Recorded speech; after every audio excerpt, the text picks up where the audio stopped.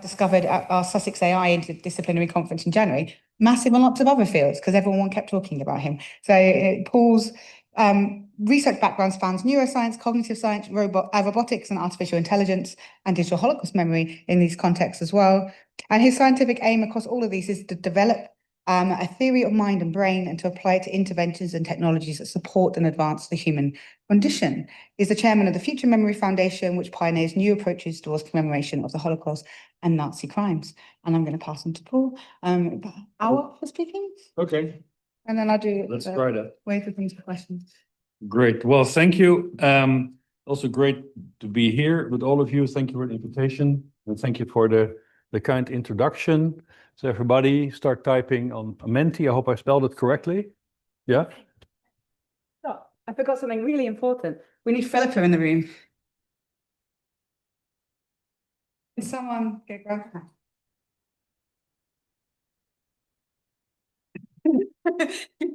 Did I spell this correctly? Yes. Okay. Philippa, come down here.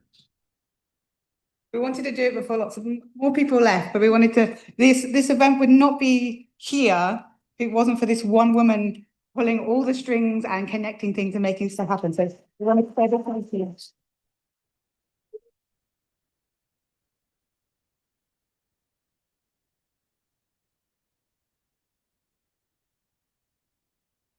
Now you can talk, sorry. Thank you. All right. So I'm going to talk about the work we've been doing over the last 15 years plus in this domain of Holocaust and Nazi crime commemoration and education. And I really am seeking dialogue. I'm seeking a collective way forward, okay? And in addition, I'm going to complain a lot, all right? Don't take it personal. I respect what you do. I was very impressed with the things I've also seen here. However, collectively as a field at large, covering hundreds of institutions across the world, we're stuck, okay? We have failed. This is going to be one of my messages that I would like to get your feedback on. We have failed and we have to make drastic steps away from dogmatic thinking in order to honor the history we try to educate people on, right? So this is one of the things, but don't take it personal. Please, let's discuss this, all right? So on the other hand, let's start with honoring my dear friend Habbo Knoch, who died last year. Habbo was the director of the Bergen-Belsen Memorial. And if Habbo hadn't supported us in our project, it would never have happened, and I wouldn't have been giving this talk now. Right? Because Habbo, as director of the Bergen-Belsen Memorial and also as a historian, he stuck his neck out for us. He showed the courage we would like to see more in this world, because he went against a lot of forces inside his own organization, outside his organization, like all this digital stuff that's just distracting and it will go nowhere. We are serious historians, we write books, okay? Habbo pushed it through. And thanks to Habbo, we could make the first step. And then the survivors got on board. The survivors also were very clear in their support for what we're doing, okay? That we must rethink how we educate current and future generations on the Holocaust. But it takes also the courage of individuals to do that, as it did more than 80 years ago, to help others to survive, okay? Habbo was a good example of that. Because with Habbo, so we put the so-called box in 2012 on the Anne Frank Square of the Bergen-Belsen Memorial. These were two containers we had bought and bolted together. And inside these containers was an immersive experience where people could virtually fly through the historical site. Because, as you might know, the Bergen-Belsen site, like many other sites, is just an empty field. It's a beautifully landscaped, but yet empty field. Okay, and then there are a few bumps in that field that are mass graves. And there are other non-bumps in that field where we have hidden mass graves that we are not allowed to talk about. But that's what we did in 2012. Okay. So after that came a whole bunch of projects that were derived from these initial experiments, but we're still experimenting, because what we try to understand really is, how can we understand and educate current future generations on Holocaust Nazi crimes, but also how do you educate on something you actually can never understand, right? So this is one of our core dilemmas. And we keep on marching on, we keep on going, and that relates also a bit to this point, why we have a foundation, there's a research group, there are companies involved. And why is that? If you want to push projects like this over a long time frame, you need multiple vehicles to make that happen. You cannot have your students maintain software that other students have to use in a memorial site. That's nice for a pilot, but that's not really a solid enough base on which you can, in a professional way, educate future generations, right? So we have to also really think how we're organized. So back to Habo. So Habo was also a scholar, a deep thinker, and with his passing, which was very sudden and dramatic for all of us, you also confront this experience of death. And that brings me to Derrida, and that brings me to actually also a core consideration when we look at Holocaust and Nazi crimes, which we're not reflecting enough on, okay? I also would have never believed I would include Derrida in any of my talks, because as a scientist, I find him extremely problematic. But Derrida, actually, in his book, Aporias, right, he speaks about death. Why is death so complex for us to deal with? Well, death is difficult because it is the possibility of the impossible. It is sort of it goes beyond what we can ever experience, because once you're dead, you don't experience. It goes beyond whatever we can know or describe. So it is a form of non-existence that is part of our reality as a concept, but we cannot intuit what it really means, right? And even though at this personal level, I'm quite sure Habo will not object at all against me using him in this case as my personal example. But Holocaust and Nazi crimes is exactly that phenomenon, right? So we're dealing with an aporia. We're dealing with this impossibility to understand. And this is what we got to deal with head on. This is what we have been avoiding for the last 80 years. That's one of the things that we're going to explain. So the point is, aporia is a very old concept going back to Socrates. And for Socrates, you might be familiar with this notion of the Socratic dialogue, where his goal was to instill a state of aporia, which means confusion. But it was not a passive state of confusion, right?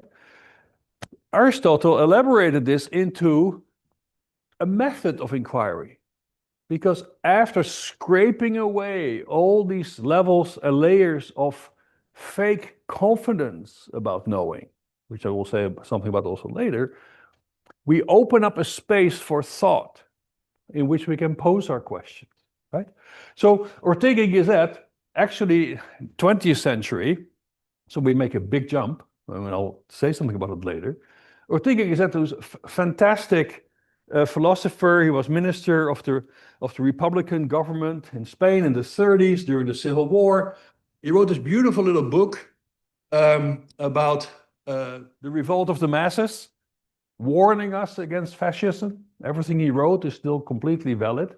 But for him also, confusion is the engine of insight. We have to gain insight through a state of confusion and aporia, and then at the end of this we have Derrida. And one of the things I want to really take as our driving principle, how do we educate people in dealing with the unknown and the unknowable, right? Instead of saying we can make the unknown unknowable normatively knowable. This is one of the dilemmas we faced in this field. And why is that so? Well, in the old days, you know, scholasticism, the Cartesian revolution during the Enlightenment, it has given us a very specific idea about knowledge, where knowledge had to be true with a big T, right? Universal, necessary and certain, like mathematics. Pythagoras, right? That follows in this tongue domain. And this has been very much a dominant model of thinking that we also are applying now to these deep aporic challenges. And this is where one of the mistakes, I think, resides. So basically what I'm saying, I'm sort of anticipating things in case you fall asleep or I confuse you too much. But one of the bottom lines, what I'm trying to argue for, we must accept and embrace this aporic edge of Holocaust and Nazi crimes. I say there are aspects of this experience we just don't understand, we don't know, we will never understand, we will never experience. But how can we build critical thinking ability to deal with the incomprehensible? Because life is incomprehensible looking at the future, unpredictable, and also unsafe. And we can build as many safe spaces as we want, it will not prepare us for that future. Okay? Secondly, an argument I'm going to make is that this aporic approach is also the way to educate people in exercising their freedom. What is freedom? For me, freedom is something very well defined. It is responsible autonomy, which has different components, right? So I see this as the dualistic version of our educational programs. How can we help people to develop critical thinking ability, to accept and tolerate contradiction, opposition, confusion, and embrace that, right? While in the meantime, you know, assimilating these forms of thinking to also reshape their own relation to society, their family, reality, and so on, right? That's the logical link I want to build between aporia and freedom, because aporia, confusion, is also a form of freedom. I can find a new way because I think whatever is around me as a conceptual construct is not working, right? So that's the whole story in a nutshell. So let me confuse you a little bit more. Here come the complaints, okay? The first one is the complaint of urgency. I don't get a sense that there is some collective urgency. And I think that's not good. Because if we collectively, in the domain of Holocaust education and Nazi crimes, don't feel an urgency to influence the current forces that are boiling or bubbling up to the surface in our societies, especially now Western Europe, the United States, if we don't feel a sense of urgency about that, like, we got to do something, okay? If we don't feel this urgency, who should feel that urgency, okay? And I haven't felt that urgency the last few days. Don't take it personal, but I think it is a symptom of an underlying challenge that we must identify and fix, okay? So urgency. So let me give you an example. The renowned historian Mark Mazower will publish a book in a few months' time, but excerpts are already out, only focusing on explaining that anti-Semitism is not equal to anti-Zionism, right? So leading historians have to spend their time and energy and effort to explain again to something that actually we should know. But unfortunately, the notion of anti-Semitism has been instrumentalized and weaponized. And you don't need to agree with me.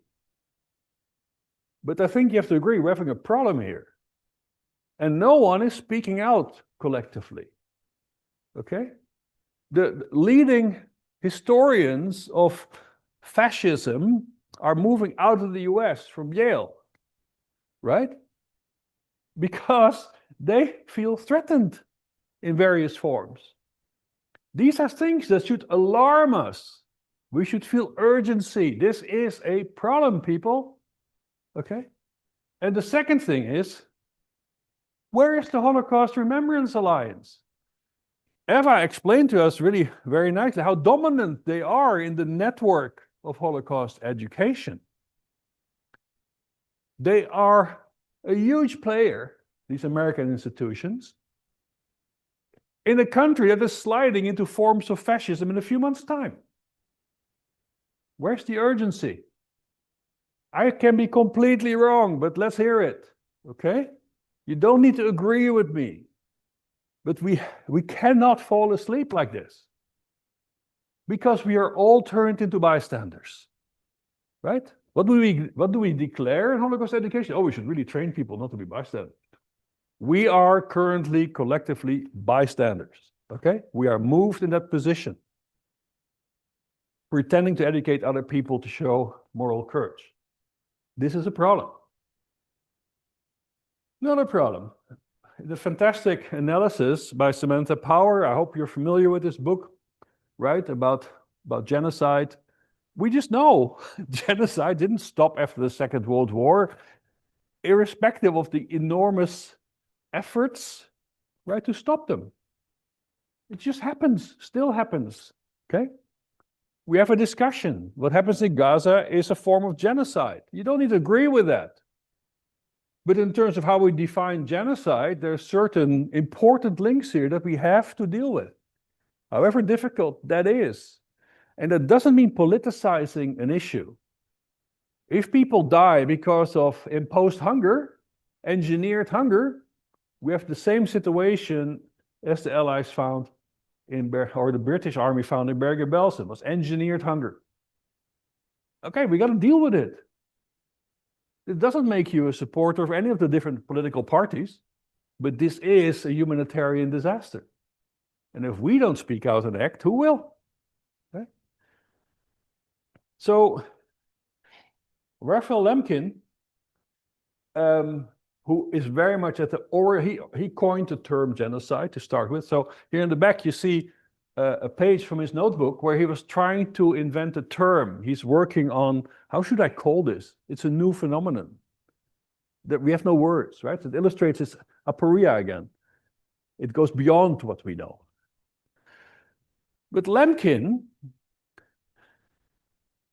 literally killed himself to get genocide law on the agenda and adopt it. He would not sleep. He would run around in Washington trying to convince anyone who wanted to receive and listen to him that genocide law was something that had to be formalized, right? Which also happened later on. He saw the urgency. He didn't give up. No holidays, no weekends, right? No life-work balance, but he killed himself for that cause. We should take example in people of this kind. So this is another concerning issue, is that of course we can say, oh great, it's now in the textbooks. The disgraced former chairperson of the foundation EVZ in Germany had this big statement, oh, we got it in the textbooks. But the thing is, we don't know how education works. Okay, this is a meta-analysis by Hattie a few years ago, but things didn't change. We don't know what works in the classroom. Putting stuff in textbooks is not enough. We have to really think very carefully about pedagogy, right? Because of course we can follow this Enlightenment value of rationalism, like, oh well, I gave a person the knowledge, so now they know. And now, because they're rational, they will also act as proper citizens. Unfortunately, humankind, human nature is not like that. All right, so this is our other fundamental challenge. It's not only about what do we teach, but also how do we teach it. Okay? And the other thing that is happening now around us, about which I also didn't hear very much, and we should be dealing with it, is that our relation to information has changed dramatically, okay? Not only because everything is digital, that's what we talk about, right? But we have new monsters appearing, right? The scale at which disinformation can be generated now is enormous. And it's happening all around us. And as Holocaust, Nazi crime educators and researchers, we have no tools to push back. Because again, of course, you can say, oh, but the truth is online. We put it online. It doesn't matter. If there are 10 million TikTok videos with bullshit, you're going to lose the game. And we have no strategy for this. And we must have a strategy for this. Or we can just stop and give up. But this onslaught, we're not going to survive. I mean, I'm very much involved in the European Observatory for Disinformation, where we deal with these issues a lot. The scale of disinformation is industrial, and it's purposeful. It's there to distort us. It's there to make us feel insecure about our society and the future. Okay? So we need a position here. We need an approach, right, to circumvent this enormous impact of disinformation. Well, okay, you know already that it's not working what we're doing, right? The US is sliding into fascism. The German pseudo-neo-Nazi party is the second largest political party in the country. Many Eastern European countries, it's really at the knife's edge. Who will take control politically, right? We're just not doing well. Oh, the Netherlands, right? The government that was led implicitly by their sort of ultra-right-wing politician, Geert Wilders, just fell, unfortunately. We're not doing great, okay? We see it happening all around us. And that has a very important message to me that I have been repeating. So I'm like Cassandra, you know, you can call me Cassandra. I've been saying this now for the last 15 years. We're losing the fight. With all the best of intentions and all the thousands of school kids that go to the Holocaust museums and to the memorial sites, we have lost the battle. But the big question is, are we going to lose the war? Okay? But we've got to take it serious. Okay? So for me, it also means that anyone who engages in projects around Holocaust education and presentation must have a position on all these issues. Don't ignore them. It's not a playground. We know what we are facing. You must have a position on these challenges. And you must have a roadmap, a view. How are you going to make a difference? If you don't, as far as I'm concerned, you're wasting your time and you're wasting everybody's time. Because the challenges are real and they're identified. Once they're identified, we can respond, right? I told you I would complain. Don't take it personal, okay? But so let's change page. I tried to sketch a bit the challenge, right? In a nutshell, it's we're screwed. We're screwed and we messed it up collectively. 80 years of Holocaust education has gone nowhere. That's what I'm claiming. I will show you why, okay? How are we going to change this? How are we going to have impact? Well, the point is, if you want to educate, education by necessity means you want to change the mind of someone, whatever mind is, right? If you want to change the mind of someone, you have to change their brain. The brain in your skull, 1.5 kilograms, about 80 billion neurons, that's the substrate of your mind.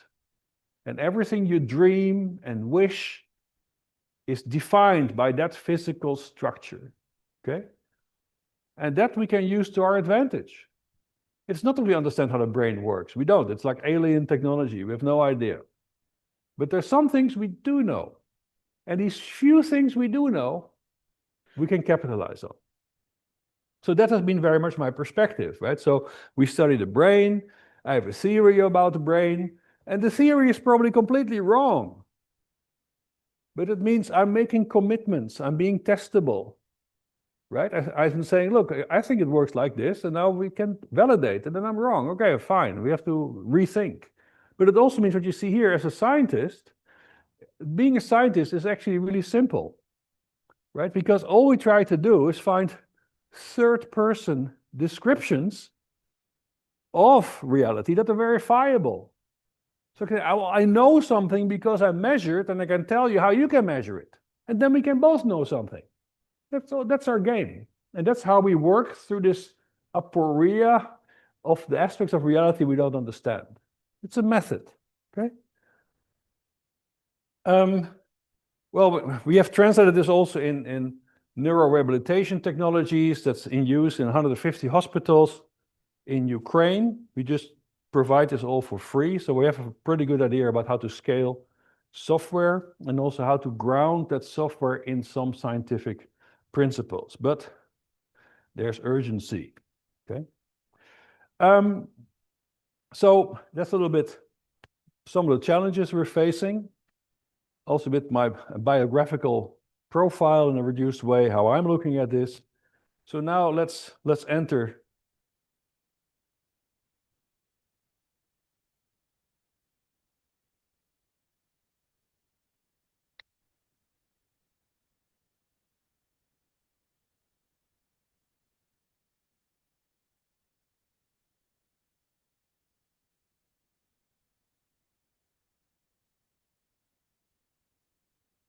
Can we lower the lights a bit here? Because it bleaches the screen, you know?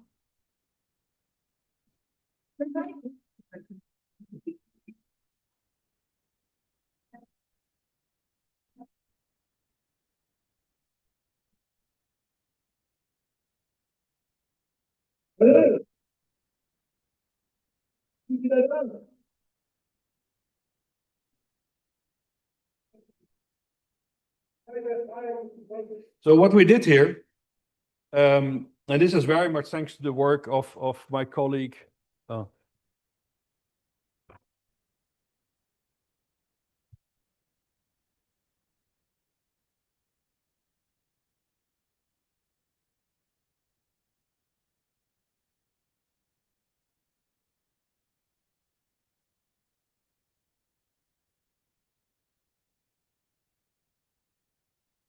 We built a sound installation also to have an intervention that could enter the sort of the untouchable part of this former Bergen-Belsen concentration camp, very much also driven by Wieringa. And we used various excerpts of interviews with survivors and that were taken shortly after liberation of the camp. Okay, and our idea was to amplify the connection between the museum itself, because that's the tunnel we use, that's the exit of the museum, and the historical landscape in which you can have no interventions, but sound can travel, right? It was a very impressive installation, but also we discovered one of the bottlenecks in doing these kinds of things. It ran till 2017. And why did it only run till 2017? Because we relied on the security guards to turn on the installation. And they're there to just do their work. And they found it a bit of a hassle. So that led to the discontinuation of this installation because it was work for somebody else. Okay, that's something to think about. So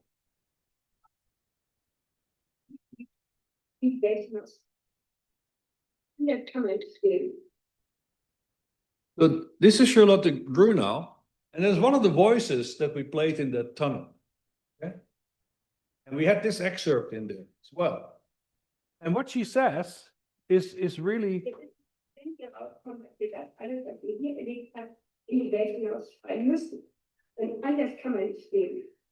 So what you can read now what she's saying, right?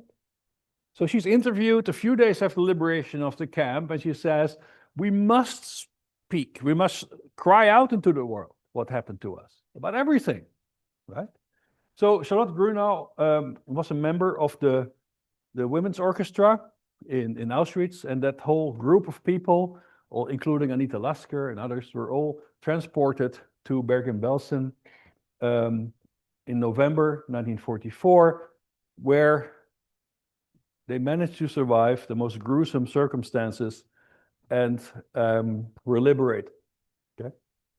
If you go to the Wikipedia page of the female orchestra, her name is not on it. If you look at that page there, this is a page of describing medical evaluations in Auschwitz. She's there with a number of members of the orchestra. So someone wants to make a contribution. Also, I've found there are no pictures, no images of her. Also, we don't know what happened after she moved to Sweden, right? These incomplete histories. So he says we must cry out into the world what happened here. Okay, but this raises really important questions for us today, because Charlotte Grunau gives us like a mission. But who is we now, right? Also this post-witness phase. What should we be crying about, and how do we do it, right? So this is the challenge we have to have an answer to.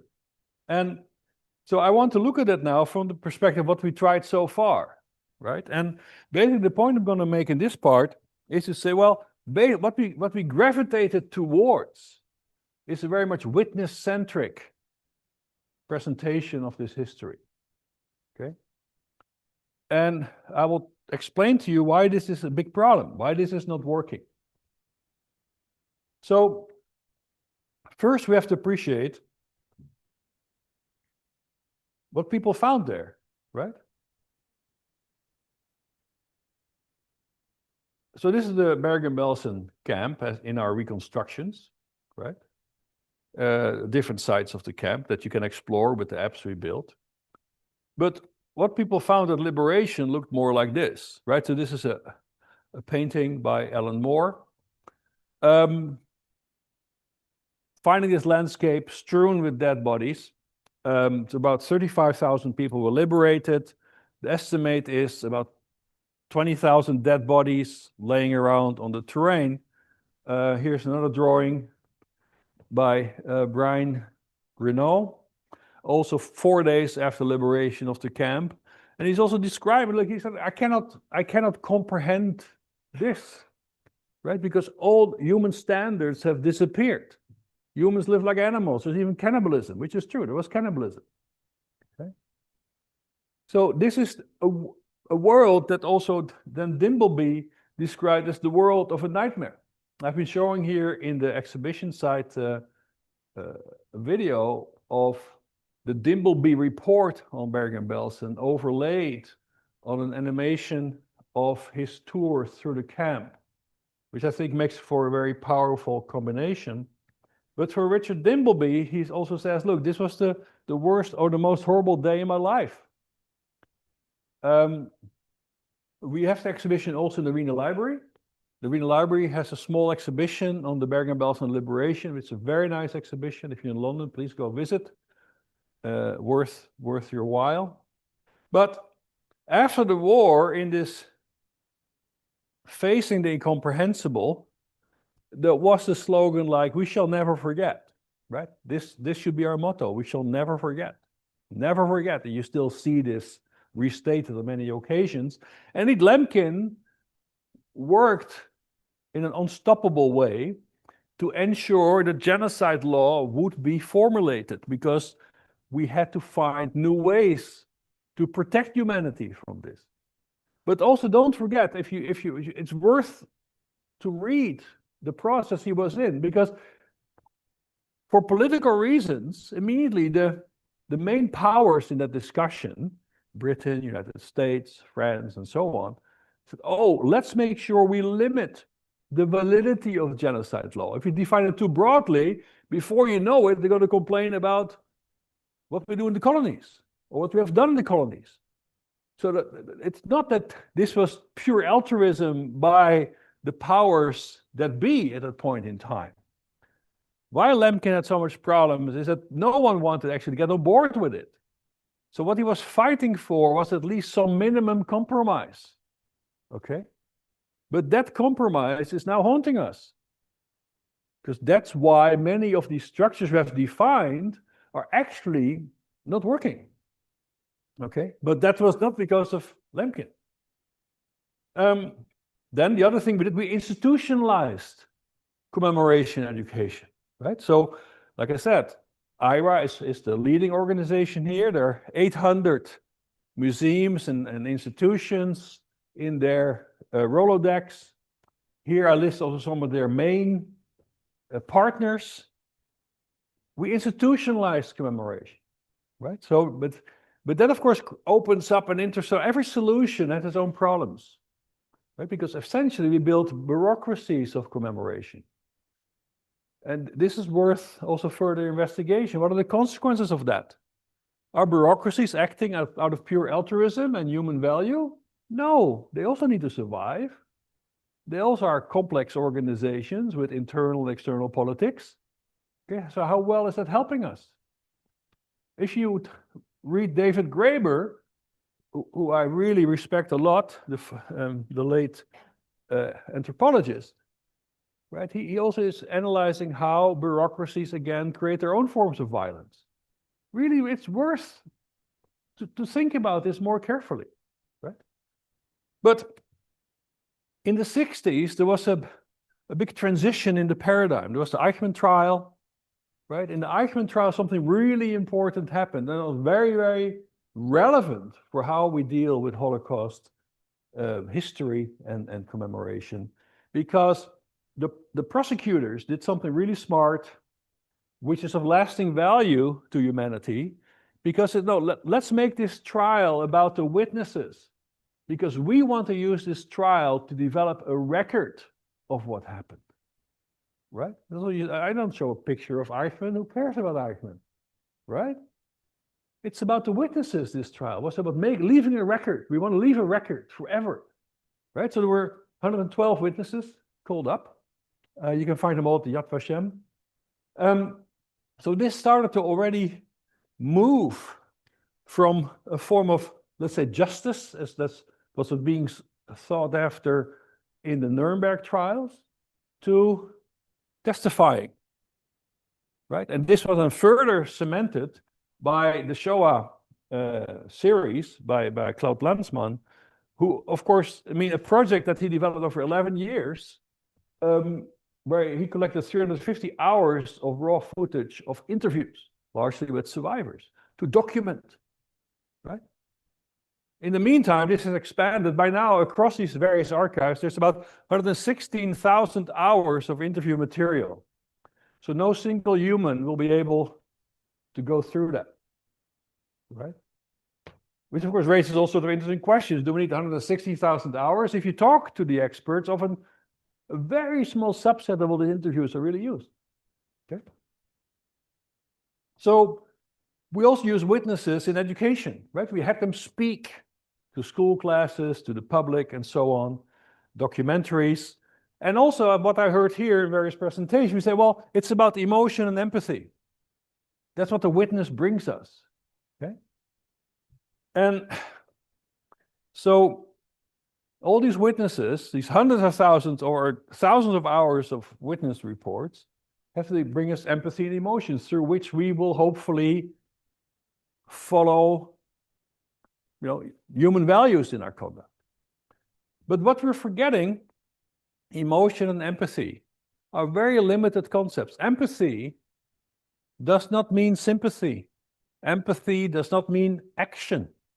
Empathy is a very naive view on human psychology. Bystanders had empathy. They could very well feel what those victims that were beaten up in the street and killed felt. And that also might have enforced their bystander role. Well, I better not do anything, but I'll get in trouble because I know what that's going to feel like. Empathy is also part of a defense mechanism. It also freezes us to act. It turns us into bystanders.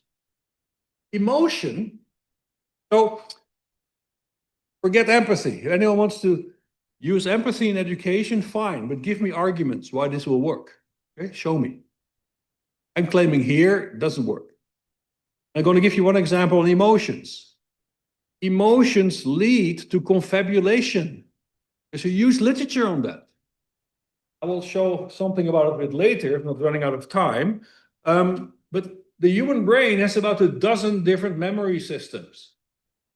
You're not a computer. We're the product of evolution. We have emotional memory, around the structure called the amygdala. And you have episodic memory. Episodic memory is the one we want to target. That's the memory that has context. Like, I'm in this room this evening. You can recount. I was in this room and I listened to this guy telling me something I thought was all complete crap, but I was there. Okay?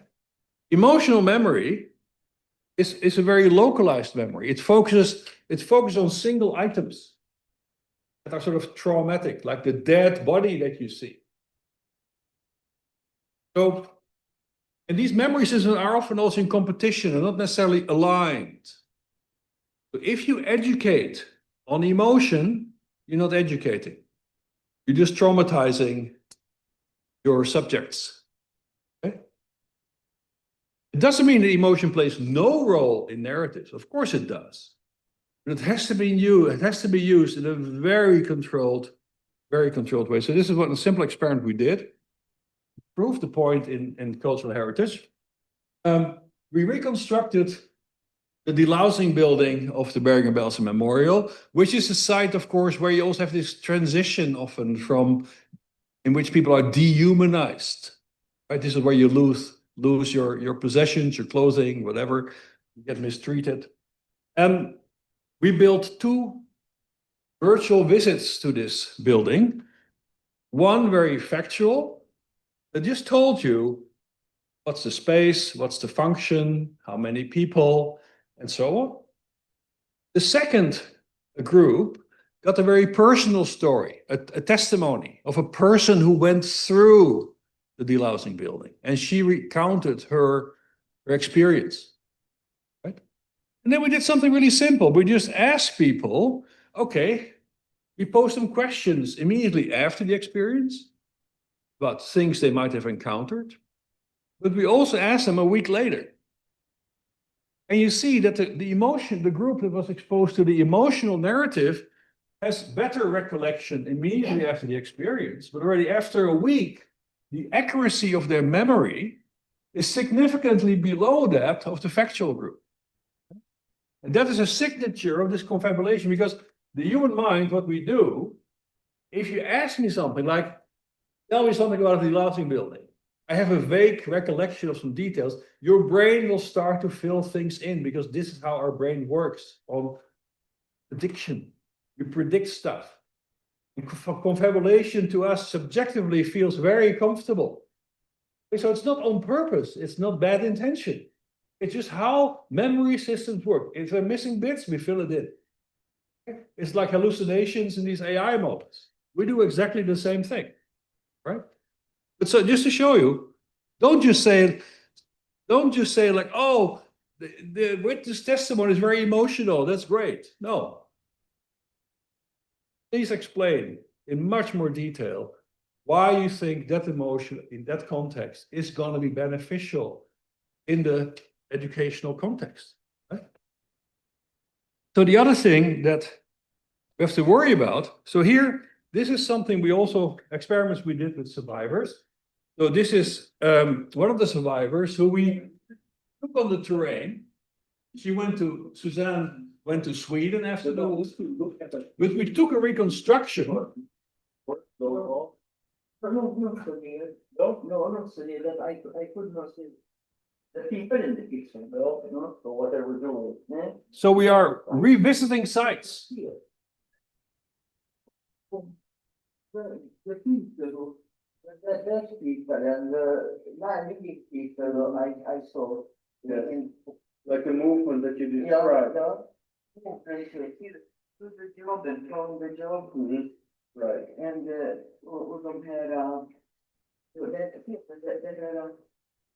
de här vännerna förstår följden med den där lösningen på And then when you start to go from that direction, so and then we go there, you know? So det har sagt att It's a big card. Big card. And go. det var drömmen av fest. That's still good. Pardon? Many horses. Many horses. I couldn't. So what we're doing here also deal with the psychological validity of the interview. How the Shoah Foundation performs its interviews is scandalous. Psychologically, complete nonsense. Because the witness is put under enormous stress, answer huge amount of questions, many of which they don't relate to. And the ones I spoke to who were part of that only had negative things to say about it. Because this is not how memory works. Our brain is not a computer like a file archive, like, oh, let's take all the files out and now I have objective knowledge. It's impossible. Memory is constructive and reconstructive. So memory needs a cue, and using that cue, it will reconstruct the memory. Right? That's what we did here, because we use our reconstruction as the cue to the memory of the survivor, which has two main beneficial effects. The witness is speaking about space, not about them. So we take a lot of the stress away. They don't feel put on the spot. Secondly, we are cueing memory. Okay? So we've done about a dozen interviews of this kind. We would have liked to do a lot more. But then you see that people who treat witnesses as a commodity. And you ask access and you're told like, no, they're my witnesses. You cannot contact them. Okay? And as a result, we lost a lot of opportunity to do more psychologically valid interviewing. Don't go to a witness and ask them just to recount. Because what you get will get highly rehearsed stereotype stories. Memory is reconstructive. So, in addition, the second problem we have, or a further problem we have, is moral paralysis. Right? So, for instance, in one of the presentations, we look at an interview with a survivor of Sobibor. Right? That's tough. What that person describes is really hard. And it confronts us with this aporia of Holocaust. So, as an observer, you don't feel in a position that you can then say, oh, wait, we shouldn't do things like this. No, you feel respect towards that witness. But as a result, your freedom to critically evaluate is removed. That's one of the other mistakes in this witness-oriented approach. The witness are so dominant morally. We lose our freedom to react. It's not an interaction or a discourse. It's an imposition. Not because of the witness, right? We should respect them. But because of the way they're brought to us as a hammer on the head. Do you know they burned people here? Okay? So that's not the way to educate people. There's a more respectful way also to deal with witnesses than that. Okay? So what we often forget in this, if you put your foot in this domain and you say, okay, I'm going to contribute to Holocaust education. With that, you become an ambassador of the dead. You speak for them. And we should take that more serious. Like for instance, we do a lot of research in clinics with patients. If I want to work with patients, I have to go through a whole bunch of ethical approvals in order to do something with a human being. Okay? But in this domain, it seems like any nitwit who wants to do something can just go ahead. No, being an ambassador of the dead comes with an enormous responsibility at the individual level and institutional level. But that we have no standards for this whatsoever. It's just a playground. Let's just do whatever, because I'm a creative person and whatever I want to do my whatever project. That's very deeply disrespectful to the history and the people we want to represent. Okay? And indeed, there has been a lot of also academic work analyzing and criticizing this witness-oriented model, and I hope everyone who deals with witnesses will study this. Okay. Hirsch and Spitzer very much on the sort of the trauma-oriented perspective. The traumatized witness.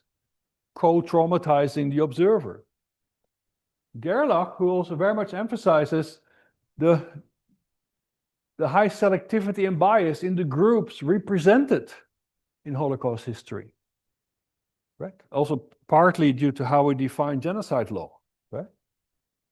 Moses also did a really good analysis on this, how it's also depoliticizing the victim, right? So we have a traumatized human being who by almost random circumstances ended up in this situation and suffered deeply.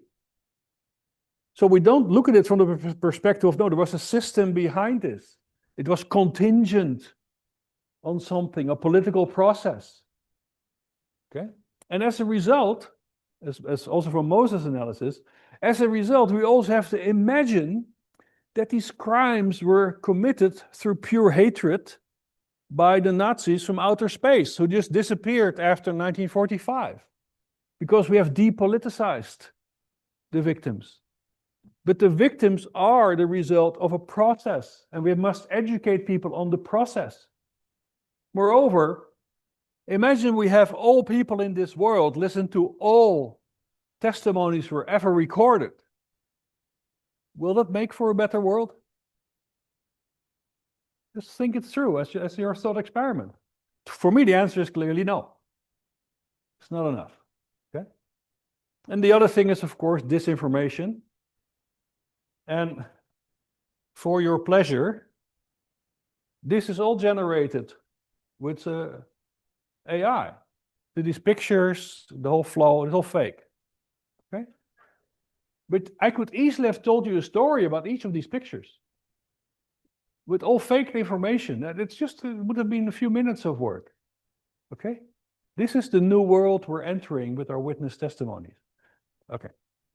Anyway, so given that I have 10 minutes left, let's look at the future, what we're going to do about it. So how do we recalibrate, right?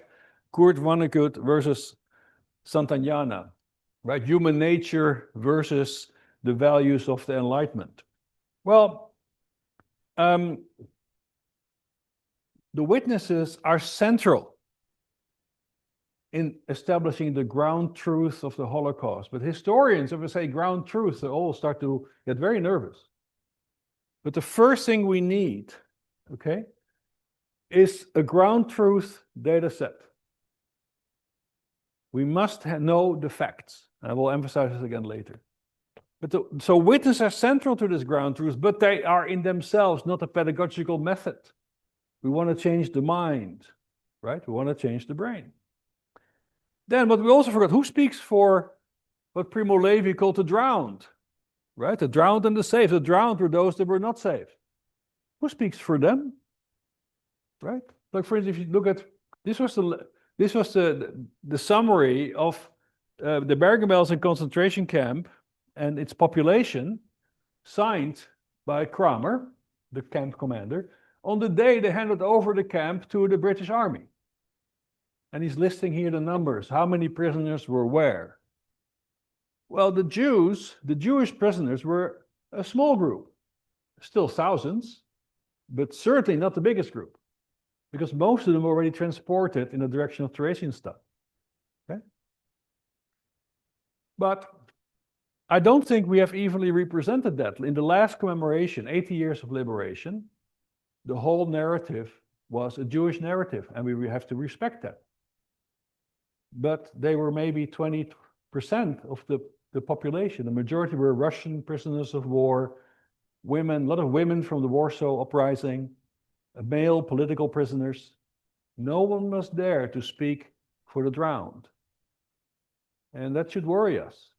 Okay? And that is also the result of having this very much witness-oriented approach. So, Wir sind nicht der ganz normale. Aber wenn man anfängt zu erzählen, dann ist es so grausam. Man weiß nicht, wo man anfangen soll. Es gibt so schreckliche Sachen, die man erlebt hat, dass man keine Worte findet, sie zu schildern. Und jemand, der nicht dabei gewesen ist, der wird das gar nicht begreifen. So we're going back to the aporia here, right? Oops. So Charlotte Grunau is saying here also, like, they must think we are crazy. No one will believe what we will tell them, and we don't even have the words to describe it. That's why another survivor of Buchenwald, who said, he described his experiences in the concentration camp as existing in the realm of King Ubu, which to him was like a separate universe, right? Where otherworldly forces were reigning. Because he said, there's no way I can bring this into the experience that my fellow human beings have. I have to find another model, another approach to communicate our experiences. So that brings us back to Derrida, right? So this idea that death is at the edge of the aporia, right? Holds for Holocaust and Nazi crimes. So we're back at aporia, so how do we explore that? And because that's what we have been doing over the last 15 years without fully realizing how to articulate that, right? So we have space. The traces are erased. But that space is still the space, if you want, the guilty landscape, as some people would have called it, where the crime happened. So in the absence of the witness, we should not create artificial virtual reality witnesses. Waste of time and effort. Witnesses are immortal, they will die. But the space remains. So space can authenticate. We can project the historical sources and the experiences in space. So that's what we do. Right? This is Jasenovac in Croatia. Here we have kids going around, school kids, with tablets. They explore this reconstructed space through which they can then discover the history.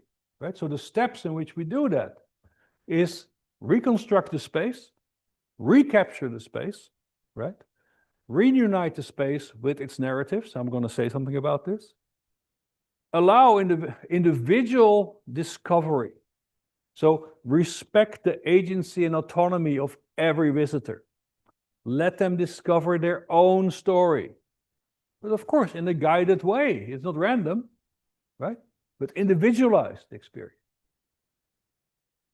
We exploit embodied agency over information gathering and constructivist learning, and I will define, if I have time, to do what that means. So for us, we see the narratives we project in space as constructed around 4 dimensions, right? So we have space, then we have objects, we have persons, and we have context. And we have to combine these in the narratives that we project, okay? And how do we do that? Well, every circle can be a point in that space where we tell such a multidimensional story, a mini exhibition in space, while the user is moving about in the physical landscape. Okay? Another concept we can apply, it also comes from Habo Knoch, and I think it's very helpful. It goes back to Bakhtin, which is the chronotope. Right? Bakhtin was very interested in quantum physics, the relationship of space and time. And he was thinking about how do we look at narratives organized in a spatial temporal dimension, right? So this is how we think, this is the structure we follow. We say, look, I have a layer in the narrative, which I should declare to my user. I have space, this is factual. I'm physically in that space and I can touch it, right? But as I go deeper into this narrative chronotope, I also reach more subjective levels of experience. And so the tour a single visitor makes is actually a trajectory through this chronotope, right? Organized around these 4 dimensions. So then we have combined that, also working with the Bergen-Belsen Memorial, in a constructivist learning model, where students get these tablets, they go out in the chronotope, but in very specific educational phases. There's preparation, to set a context and a frame. There's exposure, which is really free exploration and bookmarking, what they find interesting. Since they accumulate knowledge and experience. And then the third phase is reflection, where the group comes back together and now they discuss their bookmarks, okay? And it's through that they give meaning to their experience. But it's the meaning they have created collectively. It's not an adult that tells them what to think. Okay? So individualization here is of relevance because of this notion of Vygotsky of the proximal zone. Right? The aporia happens because we're outside of what is learnable. But given what I know, certain things I can learn. That means learning is scaffolded, right? Built on what you know, extended into the proximal zone of what you can know. Aporia is far beyond that point, right? So the question is, how do I then incrementally approach this zone where the concepts that we love and adhere to collapse? Okay, we did a lot of empirical validation. I will not talk about it too much. Because I have 1 minute left. And I actually want to talk about the brain, but I will do this very, very quickly, just to be super efficient here. We had the good fortune, and because, approach me on this later if you want, we actually worked with epilepsy patients. We could measure from their brain. And what we did is we had them go through exactly a similar experience as we just offer to our students in Bergen-Belsen. But now we could measure, what does it do to their memory? What does it do to their brain, right? So people had to memorize stuff that they saw in the different locations. And to cut a long story short, basically what you look at here, the more red something is, the higher things correlate, okay? And all we measure here, so we have many electrodes in this human brain, and we measure states of these electrodes. And we pose a very simple question. If I see something for the first time, and I'm asked to recall it later, right? Is the brain resonating in the same way or in a different way? Right? So this is what this shows. Is the encoding of the information and the recall of the information the same or different? And what you see here is if you are in the active learning phase where you control what you discover, the brain is highly similar in its global response to information. The brain is highly engaged with all the different subsystems to build and construct those memories. If it's a passive learning experience, let's say a standard exhibition, or you're not in control of what you learn, there's just fragmentation. So, to get now to the conclusions, the chronotope is a key concept here. We gave it some also biological, physiological grounding. But in addition, we have to think about how we work together, because to make progress here, we must collaborate. This is a collaborative, also I'm not doing this on my own. We work with memorial sites, with psychologists, with engineers, with whatever. So we just finished a report published with MIT Press for the Schumann Forum on Human Collaboration, because in the end, humans don't know how to collaborate. We largely are effective collaborators because of also our biological grounding. But we must talk more explicitly about how we can collaborate in this domain.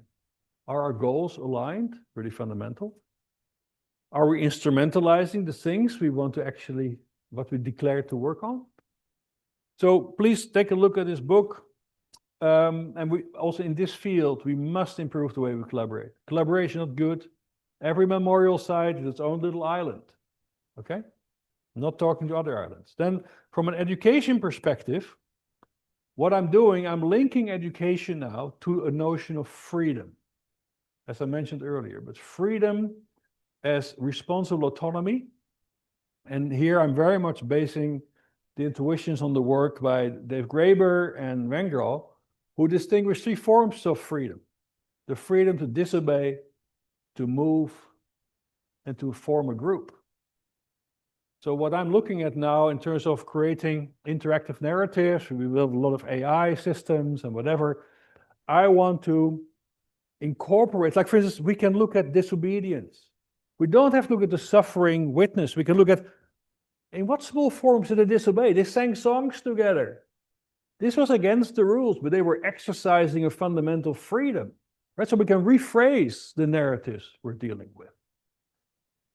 People formed groups in their barracks, outside their barracks, at religious ceremonies and so on, right? Well, Future Memory wants to connect 100 sites across Europe minimally to tell the system of destruction that the Nazis built, that we have to avoid, will be rebuilt ever again.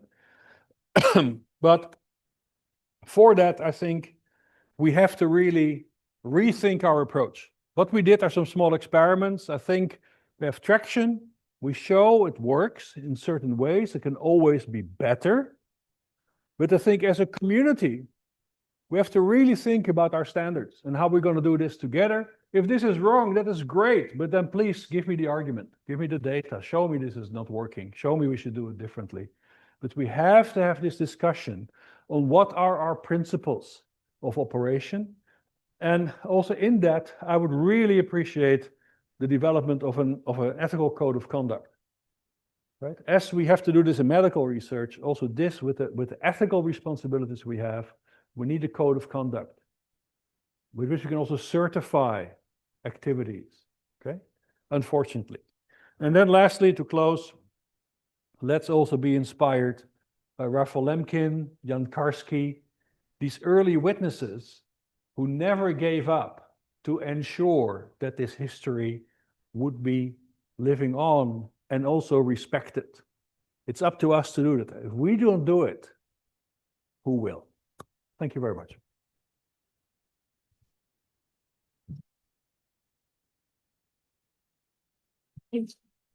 Thank you, David. Any questions? We have like just under 20 minutes left for questions. A lot of stuff. Any microphone? Oh, just talk very loudly. Oh, we do. There, cool. Yes, yeah. So the mic's coming to you.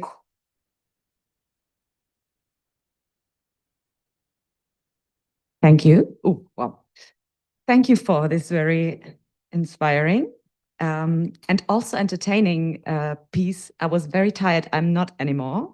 So this is nice. I have a question referring to the emotional learning thing, what you have said. I mean, this is like, even though I'm not an educator, this is no news to me. I know that there are like standards to not overly, to don't do education overly emotional and so on and so forth. But what I was wondering, and I thought maybe you could explain it to me, like from a brain perspective, if emotional learning is not sustainable, why is populism or conspiracy narratives, why does it work so well? I mean, does it refer, is it like relating to a topic? Are certain topics good to be emotionalized and others not? Like, what's the difference? Great question. Really, you're really on the ball here. The point is, so how we think about the brain is like a layered structure, okay? And the more you advance in these layers, the more your operations become dependent on memory, and the more they become cognitive, okay? So like deliberation, to really think about stuff, is all here in the frontal lobes, okay? Well, if you go back into the brain, your immediate defensive response sits really deep down in the midbrain, brainstem, down here, very primitive structures, all vertebrates have it, and so on, okay? So the brain is not one big computer, it's a layered structure, and if you move through the structure, cognition becomes more dominant, okay? The emotional system is partially shutting off this bit, the frontal lobe part of the brain, because the brain is always measuring fight or flight. Is it safe or is it not safe? Okay? If it doesn't feel safe, you shut down the whole deliberate system because you have to conserve energy to fight or flight. Okay, so in emotional learning on the one hand colors the content that cognition works with, but it's always shutting down partially your deliberate systems. And it pushes you down in more primitive control structures. That's why populism works on very discrete bits of threatening information. It's driving these more primitive emotional controllers. Educating people on the a priori of Holocaust requires a lot of thinking, reflection, meditation, right? To really get to some form of understanding. So it is very cognitive effort. And that is sort of in competition with the low cost, easy, item-oriented emotional response. Okay, so this is why populism works. Okay, as long as you make the world look scary, populism wins. Okay. Can I ask a follow-up question? Go for it. It's, I mean, it's a bit provocative right now. Why is when like I understand that now, thank you. Why isn't the conclusion, okay, then we have to adapt to this because of urgency and the world is crazier every day? Like, why don't we deliver bits and pieces that are easily understandable, consumable? We just, you know, discard the idea of the complexity and say, all right, we adapt to the methods. Good point. But with that, you push your observer into the flight or fight system, right? So you create stress, you induce stress. Stress leads to fight or flight, not to reflection, not to projection onto the other, a projection onto other groups, and so on. It really closes levels of reflection and cognition. So it would defeat the purpose of education if we go the emotional route. The only thing but I don't think this is working either, because people have tried. Look at the Democratic Party in the US, or look at the German elections. The opponents of DFG, the German partially neo-Nazi party, were really trying to point out these guys are dangerous. Did that work? No. The Democrats in the US elections last year were also like, well, Trump and his friends, Project 2025 will destroy our country. Did it work? No. Okay, so I see your point, it's logical, but I don't think it will work psychologically. And I think I have some indications that it will not work. Okay, so I think it's much more about showing people we can embrace confusion and complexity and contradiction. If you hear about the Israel-Palestinian conflict, you don't need to choose sides, because there's good and bad on all sides, and we have to reflect on that. That's the point we got to reach. But that's not in a fight or flight mode. In a fight or flight mode, my time window is shrinking. I have to act now because I'm under threat, right?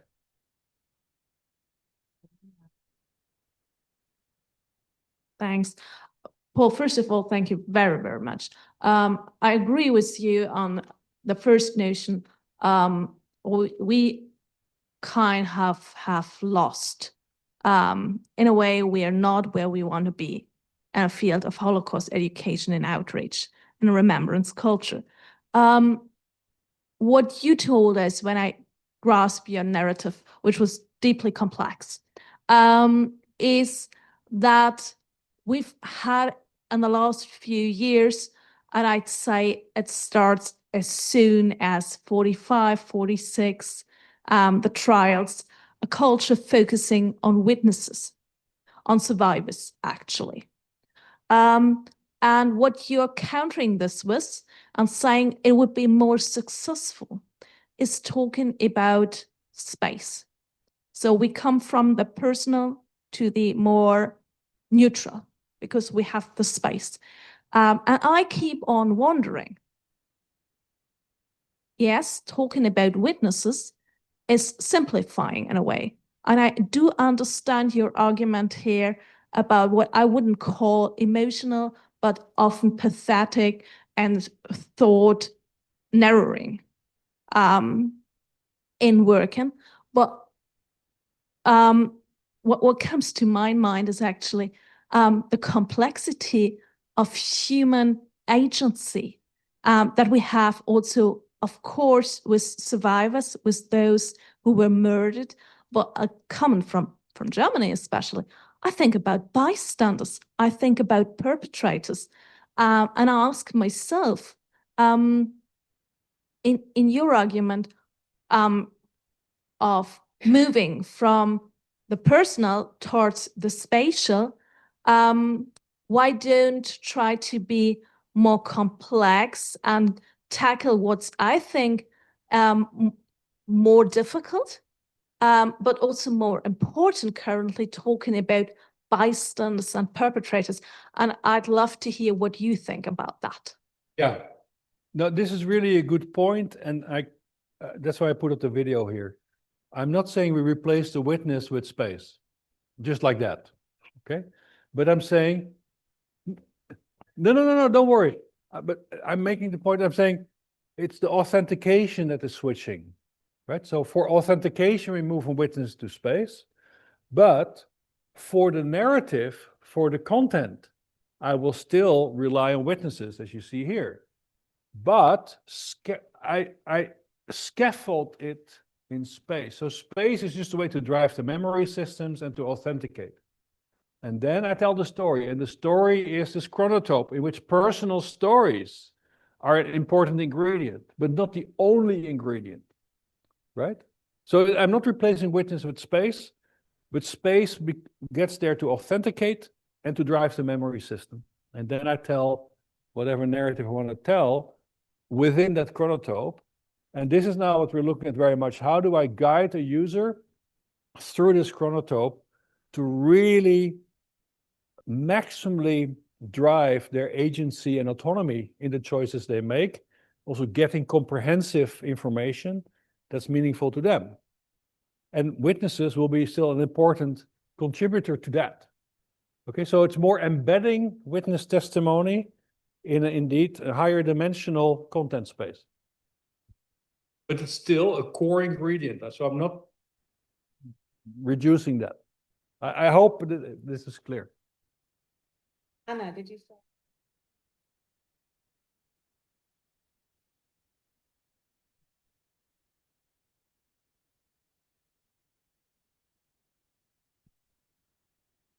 Okay, thank you for this talk. I come from the trauma studies perspective, so I have some questions, but I would like to ask maybe just one. So why would it be a problem if a visitor in an educational context or a student experienced for a while this flight and freeze or fight response? Because they know it's not real, so it's kind of a taste of what had happened to those people. So then it would create a human level of understanding, not a factual, not so much what happened, where did they go. I agree with you completely about the interviews, which like force those survivors and even the other bystander interviews, and they cannot create their story because they have to ask the questions, and it's like the overdoing of the factual references. But I am all for people, the emotional understanding. I don't know if it's the right word, but just to get a glimpse of it, what it was like. And it can only happen if they feel it in a way. Yes, they would get confused, and then they would come out of this situation. And then next time it would be better, they would be better at understanding what causes trauma to others, what causes stress, and how we can prevent it. I see what you're saying. And for me, that's also an empirical question, right? We should measure how well does this work. We did some experiments which made the point. Long-term memory is compromised when we do emotional learning, when we focus on trauma, because on top of that, my point is psychologically, a traumatic experience pushes you in the role of a bystander. And I thought all our education was about moral courage, action. So trauma, inducing trauma in the user is not going to help us in that program. I'm not saying we should not use any emotion, but for instance, I think there's nothing wrong with exposing a learner to, let's say, a traumatic component of a narrative, but it should be treated as such, clearly bracketed from everything else. You cannot mix it up. So a person is maybe exposed to, I use artwork, for instance, to show the gruesomeness of Bergen-Belsen. So people have to imagine more that I throw dead bodies in their face. But then you bracket that. Okay, this is what it looked like. There were a lot of dead bodies, but I'm not going to say anything else. That's contextual. Okay, so now it's like I trigger arousal. I trigger also a sense of attention, of importance. I let it die down. Now I'm going to talk about context. Right? So you have to do it in a very controlled and structured way. That's what I'm arguing for. Not naively expose people to traumatic recounting of other people's experiences. We have to do it in a very controlled way. And then we have to measure the effect. That's all I'm arguing for. But with a methodology, how to select carefully, I would say. But thank you. We've got time for one more question. Sam.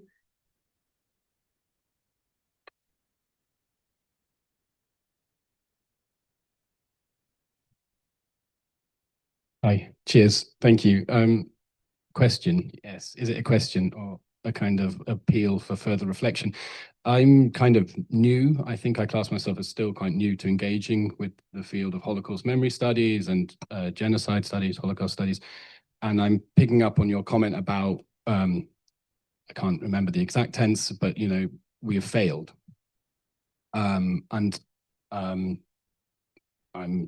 you know, I think there's a lot of that sense in the conference in different, and it's come out in different ways, but it's also being quietly sensed, right? Which also speaks somehow to this fight or flight and the polarizing forces that we find ourselves all within presently. And as someone new to this field, you know, I felt, okay, well, this is a space where we need to move very, very sensitively. But I think what I would ask you to reflect on a little bit more, and maybe it's something for us all to reflect on, I don't know, that sounds arrogant to say that, I certainly am reflecting on it myself, but what does it mean to reiterate a sense of failing or having failed?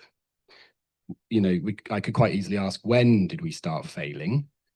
And if we are failing, also, when have we succeeded? Because we could say every time we fail to fail, we have succeeded. So we've been succeeding in many senses as well.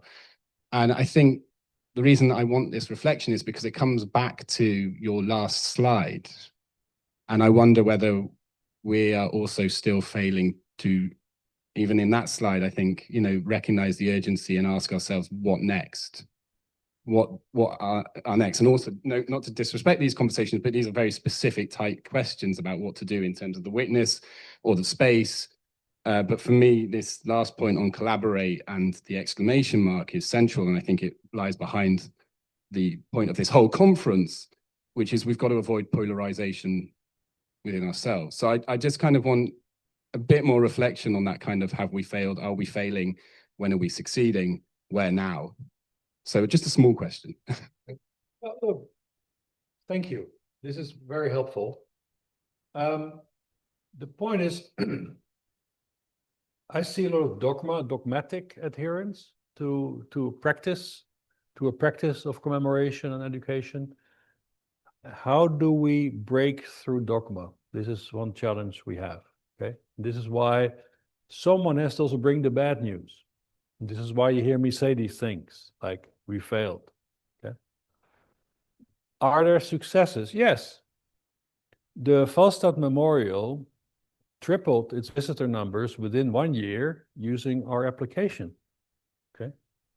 The Bergen-Belsen Memorial has a waiting list of 1 year of high schools to visit using our program. Because all the high schools now know in the area, this is where the kids are really motivated to learn. And they return to school very reflective on that part of history. So these are measures of success, but I don't want to do too much, you know, chest thumping. But also in our empirical validations, where we measure quality of memory and so on, we see this works. So what we have done, I'm only standing here and presenting it to you because we have shown that it works. Okay, and it always surprises me that people don't knock down our door to get our technology because it's just there for free. Okay, that's not happening. Why is that? Because we don't collaborate. Okay, so there are also examples of success, but let's also be clear to each other. Life is unsafe. Okay. As a scientist, we fail continuously because that's part of our method. When we fail, we learn. Right? It's not like, oh, now I'm a victim. No, we have to improve by failing. Okay, we just have to embrace that. But we have to embrace that collectively. So anyone who's now investing in building their own little app or whatever without consulting with the community is just not helping. These are vanity projects, they're ego-driven projects. They will certainly not contribute to any form of serious commemoration and education in Holocaust. And at times maybe, okay, I try to confront in that sense the community a bit more, maybe also to make you angry, because anger, even though that's emotional, is a driver for action. So in that sense, my invitation to all of you, prove me wrong, please. Because if you prove me wrong and you build something better, that is better for Holocaust education. But you cannot sit on your hands, right? So either you do what we do, or you prove me wrong and do something better. Then we all make progress. Thank you. I hope that was sufficient reflection, but thank you very much. I just want to point to the word collaborate, because you brought up the kind of the contextualization of the app use of Bergen-Belsen in these education programs, right? And to leave a provocation out there. We interviewed front of house staff at Bergen-Belsen, as well as educators and Sitske and your team and curators and other people involved in developing the app. But the front of house staff were giving the app to random visitors based on ones they thought looked like they might be interested and keen, totally out of this other context. And when you spoke to people who were involved in the kind of high level design of this project, they were like, oh, it's all only ever given to the school groups. So disconnect, and there's lack of collaboration inside institutions and even research groups, and everywhere in our small silos, we're still not very good at collaborating. And I'd say with that, we create hierarchies in those institutions where the stakeholders brought in to talk about these things are not always the people who are at the front line with this stuff. And we've seen that in other museums with the IT staff. The IT staff who do all the maintenance, all of the digital stuff in some of the museums, are never in the stakeholder meetings at the beginning about building these programs. Thank you very much, Paul. The next session will be kind of 1:45. Please find your way. But yeah, thank you very much.